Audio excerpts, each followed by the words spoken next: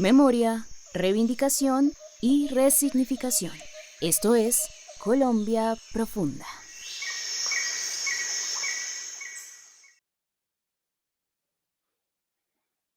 Hola a todos, muy buenos días, ¿cómo están? Un abrazo donde quiera que estén en su modo horario. Buenos días aquí en Medellín, en Colombia.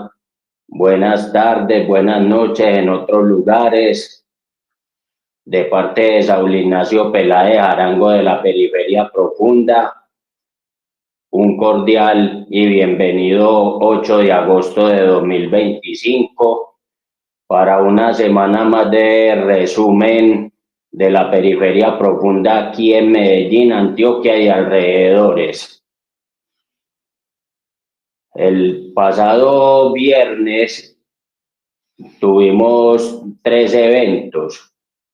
2 eventos que grabamos y otro que se asistió a él. Se desistió de grabar por razones de seguridad y vamos a darle cobertura a ese resumen. El primero de esos eventos estuvimos en la cátedra de Héctor Abad Gómez, allá en el auditorio de la Facultad de Medicina de la Universidad de Antioquia, a eso de las 11 de la mañana. Allí estuvo la abogada María Cristina Gómez Izaza, que fue la invitada de honor para esa hora de esa cátedra en dicho lugar, con la presencia de la mayoría de los estudiantes por empezar primer semestre de medicina y otras personas.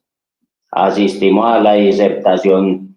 de María Cristina Gómez Izaza en el sentido de que más que la emoción, más que la razón y la lógica de la vida, también había que darle rienda suelta a la emotividad, al sentir de la vida, al sentir que los estudiantes que apenas asisten por vez primera o por primer semestre a un estudio tan complejo como la medicina, para que sirvieran de reflexión sobre su sentir, sobre su ser y sobre lo que apenas van a empezar a encarar en medio de sus cortas vidas.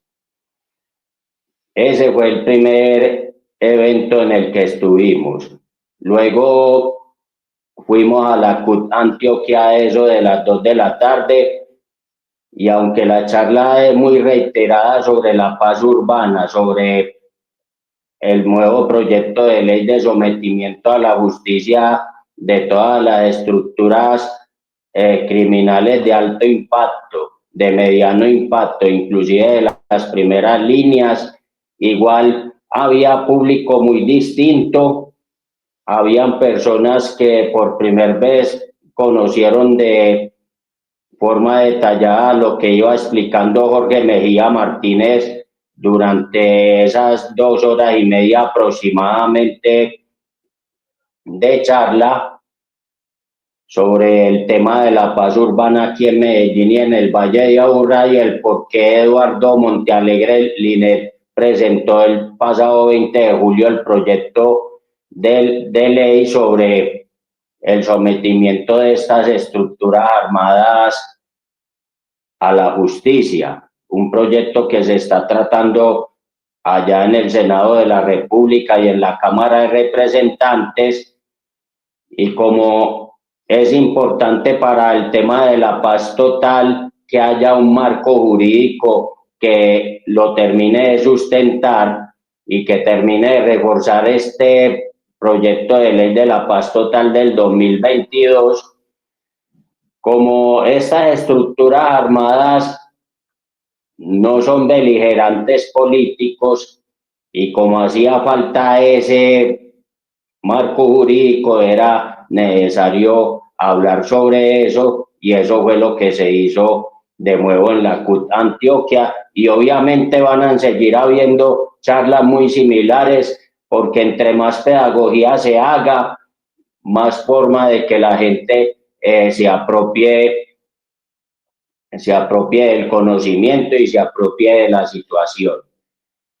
Y más tarde, a eso de las 6:30 de la tarde, allá en la sede alterna de ASDEN en La Paz, Casia, asistimos a una charla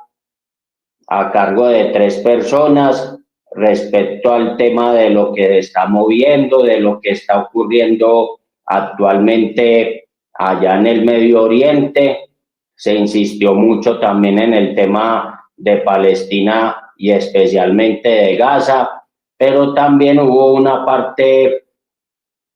muy fundamental en el sentido también hablar de los pueblos kurdos, los pueblos drusos y otros pueblos que también se sentían suficientemente perjudicados y afectados por todo lo que está pasando geopolíticamente allá en el Medio Oriente, especialmente el pueblo del Kurdistán, que lo conforman una colectividad que ocupa 4 territorios hoy en día, que son Turquía, norte de Siria, norte de Irak y norte de Irán.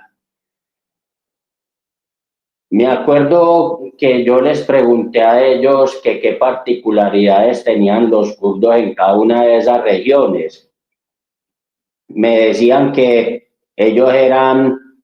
entes autónomos con su forma de gobierno en sus respectivas regiones, pero que no tenían ningún tipo de diferenciación respecto del Kurdistán turco al Kurdistán iraní o iraquí o sirio, que ellos eran una entidad como pueblo y que como pueblo se sabían sobrevolver, pero como también quedaron en ese marco de la repartición de tierras entre los imperios, en el caso de Francia, Reino Unido en ese momento, cuando se acababa el Imperio Otomano, a los kurdos se les prometió la tierra, pero esa tierra nunca les llegó. Caso muy parecido al de los palestinos, caso muy parecido también al de los judíos, pero con matices totalmente diferentes que ya suficientemente saben todos ustedes a buena ilustración. Al día siguiente, sábado, en horas de la tarde, alcanzamos a estar por 2 horas aproximadamente en una taberna rockera donde se estaba adelantando una actividad de mercado de las brujas, así entre comillas, donde observé gente muy conocida de los procesos de la Palestina Libre acá en Medellín, de otros procesos como la de las Cuchas Tienen Razón y otros momentos sociales. En ese día se participó en un conversatorio relacionado con esos elementos sociales y sobre todo la participación importante de la familia de la calle, que es un sindicato de trabajadores de la economía popular, al igual que el sindicato de mujeres trabajadoras de la economía popular y otras agrupaciones donde mostraron los productos, lo que estaban ofreciendo, lo que estaban vendiendo. Hablamos muchas cosas sobre lo que estaba pasando actualmente acá en Colombia, lo que estaba pasando actualmente con la geopolítica universal, todo lo relacionado a lo que estaba pasando con el genocidio en Palestina, lo que estaba pasando en otras luchas importantes en otros lados del mundo, y fue una conversación totalmente amena, totalmente diáfana, totalmente abierta y totalmente suelta. Ya para el día martes estuvimos participando en principio en la CUT Antioquia en una charla especial a cargo de los compañeros del Comité de Solidaridad por los Presos Políticos sobre todas las generalidades de la presentación de los derechos de petición,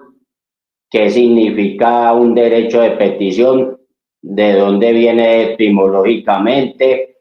para qué sirve la presentación de los derechos de petición, cómo se formulan los derechos de petición, qué tipos de derechos de petición hay.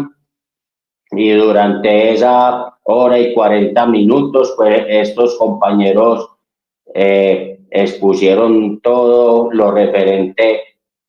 a lo que es importante para muchas personas de a pie, sobre todo ante las entidades públicas y ante privados que ejercen también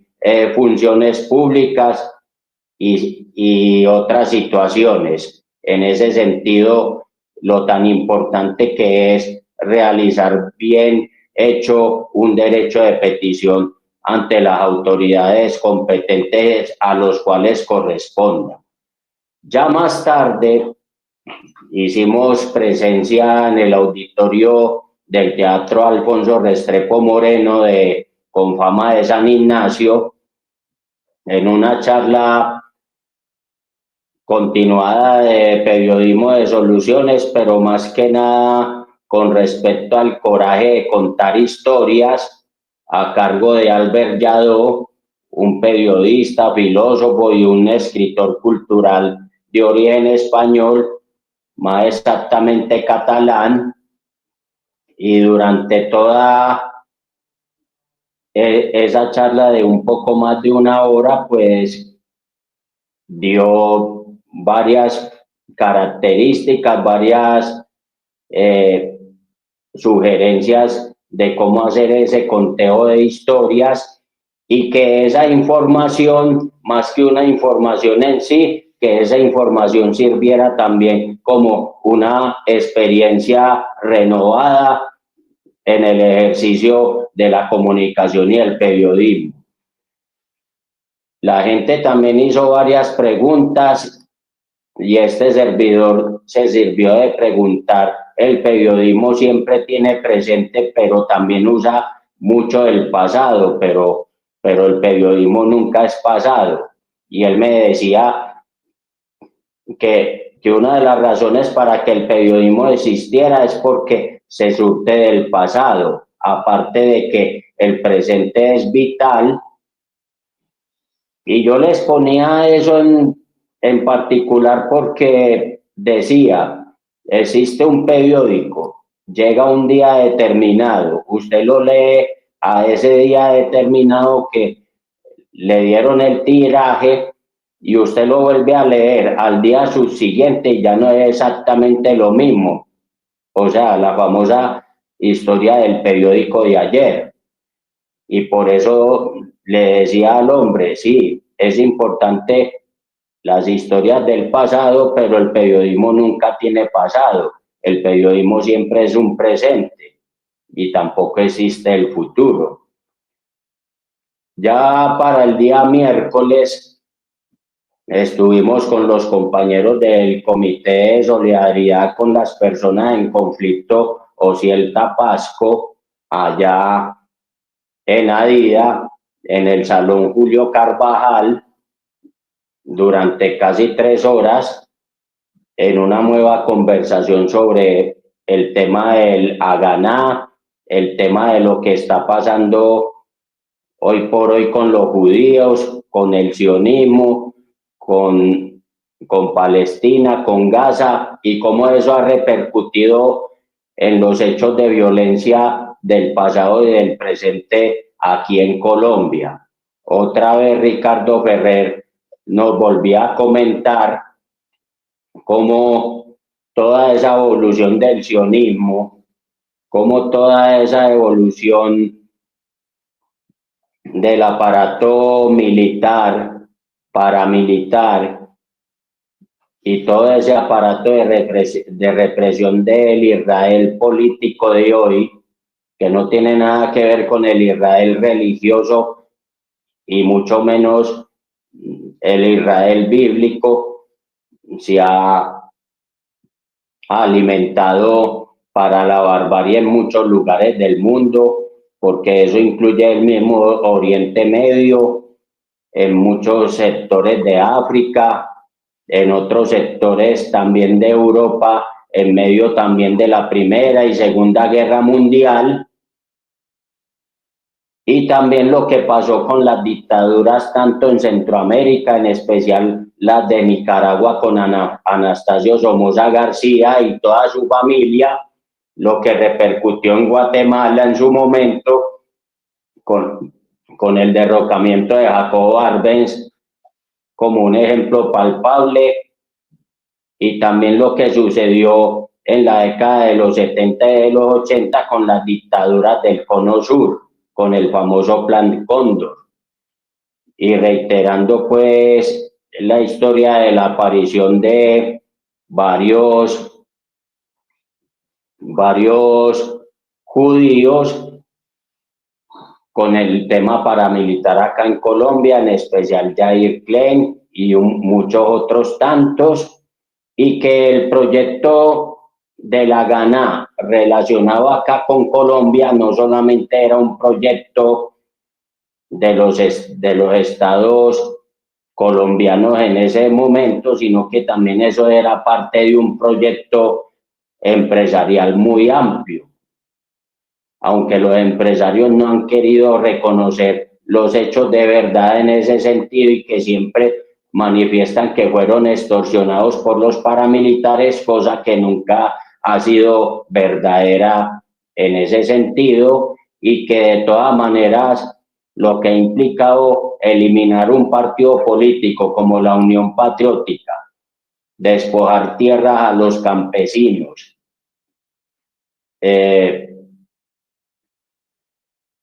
alejar a muchos hacendados de sus respectivas fincas, comprándolas a precios de huevo y teniendo en que ir definitivamente, y cosas por el estilo, es una historia totalmente conocida en este país, y que por supuesto la gente tiene que entender por pedagogía que estos detalles se tienen que conocer, y sobre todo hay algo en últimas. Nosotros en Colombia, ninguno de nosotros conocemos suficientemente bien el territorio, y en muchas oportunidades despreciamos información, algo que lo saben hacer muy bien la gente del Mossad, la gente de toda esta inteligencia israelí, de todos estos mercenarios israelitas que se desparraman por todo el mundo. Sí tienen conocimientos de territorio, de accidentes geográficos, de posicionamiento de ciudades y similares. Eso por esos lados. Yo me voy a permitirme en este resto de tiempo que queda hacer referencia a tres hechos de una manera muy corta y dejar mi posición sentada en esta tribuna. El primero de los hechos, ayer 7 de agosto, que fue una celebración más de la batalla del Puente de Boyacá, con la cual se selló definitivamente la independencia de Colombia. Después de producirse el fallo contra Álvaro Uribe Vélez, ya conocido por ustedes, de 12 años de prisión por 2 delitos muy significativos: falsedad procesal y soborno a testigos, la extrema derecha colombiana convoca a marchas en toda la nación, marchas que no se pueden negar que en algunas ciudades, y sobre todo en Bogotá y en Medellín, fueron multitudinarias. Eso no se puede negar porque yo alcancé a ver varias imágenes, alcancé a ver varios videos, sobre todo de Bogotá y de las de aquí de Medellín, pero mi posición personal al respecto de esa marcha uribista para defender a un condenado, para defender a alguien que fue juzgado en franca lid por la ley, por la justicia colombiana, me parece que no tiene sentido, me parece que eso sobra, me parece que eso está en gente que está todavía muy enajenada con el mensaje y que también en muchos grupos de WhatsApp, muchas de estas personas que participaron de esa marcha generando polémicas que nunca terminan, polémicas que no tienen sentido ni razón de ser y que no terminan construyendo mayor cosa para beneficio del país, cuando más se debía de apostar en una reconciliación definitiva entre los que piensan muy distinto a la derecha y toda esa gente de derecha que ha estado muy manipulada, que ha estado muy mal orientada y que se han dejado vencer por el mensaje mentiroso y falaceo de todas estas élites de derecha y sobre todo de este señor que acaba de ser condenado hace poco. Paso de una vez a otro tema y es el siguiente. Desde el 1 de agosto pasado se viene celebrando acá en la ciudad de Medellín una versión más, que es la edición 68 de la Feria de Flores. Durante el año,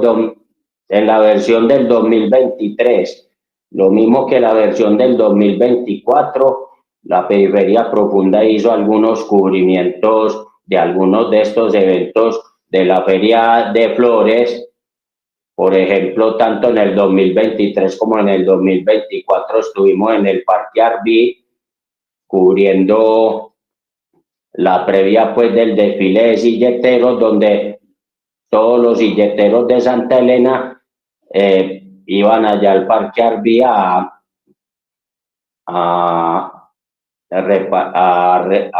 recoger las flores que iban a necesitar y hacer un intercambio entre varios de los silleteros, cosa que es muy loable, por cierto, que las organizaciones de floricultura de la región lo proporcionen, y así como ese evento también cubrimos muchos tantos otros en esos 2 años, incluyendo eventos que involucraron música, que involucraron cultura, que involucraron artes, allá en el Aeroparque Juan Pablo II inclusive, y en otros lugares, pero en esta oportunidad la Periferia Profunda optó por no cubrir un solo evento de la Feria de Flores. ¿Esto por qué razón? A mí no me parece como medio de comunicación justo que para el desfile de silleteros, que es el desfile con el que se cierra la Feria de Flores el próximo 10 de agosto, solo se haya tenido en cuenta a los medios de comunicación tradicionales y a periodistas en particular también, entre comillas, tradicionales. Para este desfile de silleteros no tuvieron en cuenta al periodismo comunitario y alternativo, y mucho menos para otros 2 eventos importantes, entre ellos el tema del desfile de autos clásicos, que fue el día de ayer, y otro evento que en este momento a mí se me escapa. Por lo tanto, uno no necesariamente necesita de esos eventos, y sobre todo cuando a los medios alternativos, comunitarios y populares no los tienen en cuenta. A la alcaldía del distrito de Medellín actual les gusta que nosotros vayamos y cubramos los eventos, no solo de estos, sino de otros eventos de ciudad, pero lamentablemente desde la Secretaría de Comunicaciones no nos miran con aprecio, no nos tienen en cuenta para pautas publicitarias ni para contratos anuales. Quieren que nosotros hagamos todos los cubrimientos, pero no hay una retribución importante, una retribución interesante, una retribución que valga la pena, porque todos estos trabajos, todos estos cubrimientos valen lo que valen, cuesta lo que cuesta y sobre todo el esfuerzo que uno pone como mano de obra directa. No solamente el esfuerzo humano, sino el esfuerzo de andar con los equipos, ir por todos ellos, ir con todos los equipos a disposición y que estén intactos y que estén ok y que no haya haber ningún tipo de dificultad. Y es terrible que esa Secretaría de Comunicaciones Distrital de Medellín tenga tan poca valoración de todo ese esfuerzo, de todo ese trabajo. Y ya para cerrar, pues el tema deportivo, me centro básicamente en lo que pasó en algunos partidos de vuelta de la Copa Colombia esta semana. Todavía faltan 3 de esos partidos por jugar. Por ejemplo, se destaca que América de Cali en la revancha contra Tigres en Bogotá ganó 1-0, accedió ya a octavos de final. También el Atlético Junior y Atlético Huila volvieron a empatar a un tanto en el estadio Guillermo Plaza Alcide de Neiva y tocó la definición desde el tiro de los 12 pasos que le fue favorable a Junior de Barranquilla 4-2, accediendo a la ronda de octavos de final. También destacable el triunfo del Independiente Medellín por 1-0 en el Estadio Jaraguay de Montería ante Jaguares de Córdoba con gol de Brian León, y que en el agregado del 2-1 también accedió a octavos de final, y la victoria de Atlético Nacional por 3-0 en el Estadio General Santander de Cúcuta, que también le permitió el acceso a octavos de final, pero que previo a ese partido y durante el mismo hubo hechos de violencia muy reprochables de la afición cucuteña, que de todas maneras la DIMAYOR ya debe estar al tanto de esa investigación, y lo que se le viene para la Plaza de Cúcuta para próximas Copas Colombia va a ser muy grave. Y aparte de eso, no se contó con la debida seguridad policial para el cubrimiento de ese partido el día martes pasado. Eso a grandes rasgos, lo que yo por el momento puedo compartir con ustedes. Yo espero también en el transcurso de esta semana hacer varios movimientos, porque es posible que la próxima semana me cojan a mí por fuera de Medellín, porque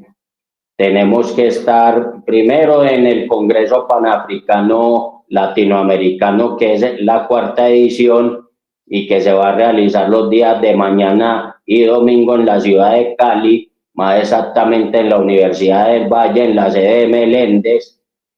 Y la próxima semana, desde el miércoles 13 y hasta el domingo 17 de agosto, la Asamblea Nacional de Delegados del Colegio Nacional de Periodistas de Colombia, que cumple este año 68 años también, en la población nariñense de Tumaco. Entonces, un abrazo para todos ustedes. Muchas gracias por seguirnos en este espacio de cada 8 días de la periferia profunda. De parte de Saúl Ignacio Peláez Arango, un agradecimiento especial a todos y a todas ustedes, donde quiera que estén, en cualquiera de los modos horarios, de acuerdo a la ubicación tanto en Colombia como en América Latina y como el mundo. Y un abrazo cordial para todos ustedes, agradeciendo a toda la gente de Contraportada Digital por acompañarnos en este proceso de divulgación, y un abrazo para todos y mil bendiciones y felicidades. Muchas gracias.